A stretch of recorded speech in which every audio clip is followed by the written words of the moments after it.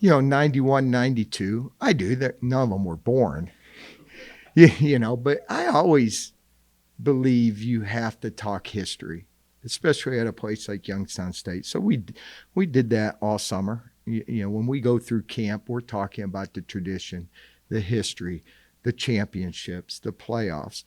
And every week when we prepare for opponent, we do a little history lesson on that opponent and when was the last time they played. And what they learned today on a Tuesday morning practice was those games were intense football games that were won by Herbie Williams making a great catch at the end of the game, and in bad weather, a pro kicker, Jeff Wilkins, knocking it through for a 1-point win, and next year 3-point win. I mean, they've just been battles. And the history lesson is I really believe these two programs are very similar. They were similar in the 90s. We're trying to get it back. They've been doing it consistently. They've been in the playoffs. We went back and looked when they're in the playoffs, 3 years out of the last 6. And that's what we're trying to get accomplished. We're not there yet, but understanding, this is a program that's been built over consistency. I mean, Coach has been there, since Coach Ferranti's been there since 1987. Can you imagine that? I just graduated high school in 86. So the consistency that they've had in that program over those 30-some plus years, whether he was the offensive line coach, coordinator, to head coach, is unbelievable. So, they got a remarkable tradition there, and our kids need to know that, hear that. And, this time of year, it pits leagues against leagues, which makes it exciting, I think, for fans to see. And so I've never been there, though. So this will be our first trip to Villanova, but watching them on film, have all the respect. They're fundamentally signed. They're physical. They're big. They're athletic. They're like the teams in our league, the top teams in our league. And there's a reason why they're co-champs of the CAA. From a fan base standpoint, this is the kind of game, the kind of matchup that has some nostalgia to it. People will remember that 97 game. I would assume that you're hoping that it brings and draws people out when you see Villanova on the schedule. Yeah. It's a drivable, doable thing. That older crowd. So, it was a long time ago. But yeah, we can't focus on, I do believe we have tremendous support in the Valley, in Youngstown. Things have changed a little, over the course of time with, social media and watching games wherever you are. You could be sitting anywhere and have your phone on you. But those are things we can't control. Those really true red and white fans, probably will make the trek over to Philadelphia, and I'm sure we'll hear them. But they didn't play last week. They have the bye you guys play. So how does that kind of fit you in? I don't think it does. A bye week's always good at this point of the season. We always have that bye week after week 3, which is not good timing. But, when you've played a season and played 11 football games, it's kind of nice to get some guys healthy, get them in the training room. You can lighten the load a little bit. So I'm sure they're smart on doing all those things. And, they had extra prep, but, those things you can't worry about. I don't put it into, we got to focus on us. We just came off a Tuesday practice, which is our most physical.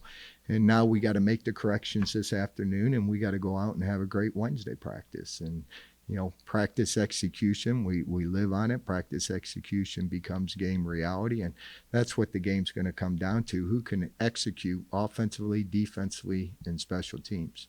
With the way the offense played last Saturday, you guys really struggled this year on the road on the offensive side. So how can you take that now to I don't know, struggle there, Austin. If you look at UNI, I don't know how many yards we had at UNI or how many yards we had at South Dakota, but those were pretty explosive offensive things, and I think anytime you go on the road, I would say we didn't start fast, at South Dakota. UNI, we let them back in, took a lead late, but I thought offensively, we threw for a lot of yards, and, again, tried to establish a run game in those games. But when you go on the road, yeah, you're in a foreign environment. It comes down to the three keys for us is you got to have an opportunistic offense, meaning, when you have opportunities, you're in the red zone, you got to get points. You got to score touchdowns.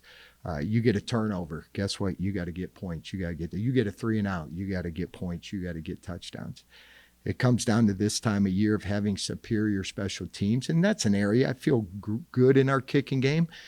We want to be great in our kicking game. We got to eliminate the penalties, so we're going to put an extra focus just this week in cleaning those things out because, again, they have film on us. They see, and we've had some mistakes on those special teams, and we got to clean that out.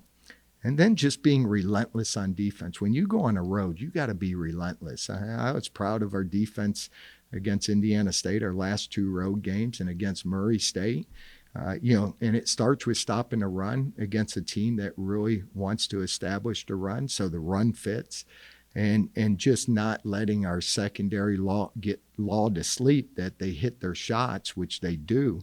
That's why their quarterback, again, when I look at them, I think we're very similar. Both teams are trying to establish the run. They have a quarterback that can hit you deep. He's thrown for over 2,200 yards and 19 touchdowns.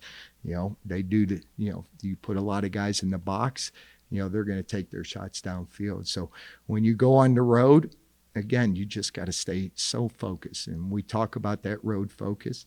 It hasn't been perfect on the road. But we're striving that it has to be now because they started the season with 133 teams. We're down to 16 teams. And this Saturday, those teams are fighting to be into the final 8.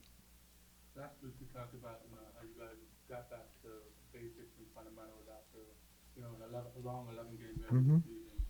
Now, how did the approach change this week, after, what you guys did last week? It really didn't. We went out today and the same thing. We're going to focus on, the fundamentals. It comes down to blocking. It comes down to tackling. I mean, they got 3 strong backs that they're going to give you every play. So we got to focus in on tackling. We got to finish on those run fits. And, offensively, it comes down to ball security. We got to take care of the football. I think when you get into games like this, that fundamental, we have a fundamental period today that, those are the things we focus on. We focus on ball security. We focus on tackling.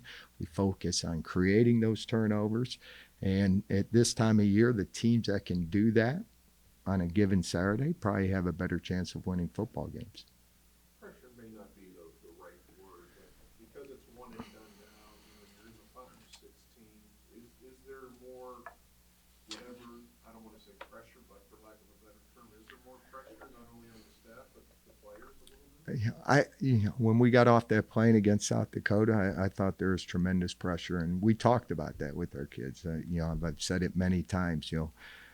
Pressure is a privilege. I mean, there's expectations, and when we lost those 2 early games in our league, our room for error eliminated. So we knew every week was going to be a pressure game. We lose against Illinois State. Not standing up here and talking, and we had to kick a last-second field goal to win that game. We lose to Missouri State, and we'd be standing up here talking to you. So, the pressure is every week. To win college football games is hard.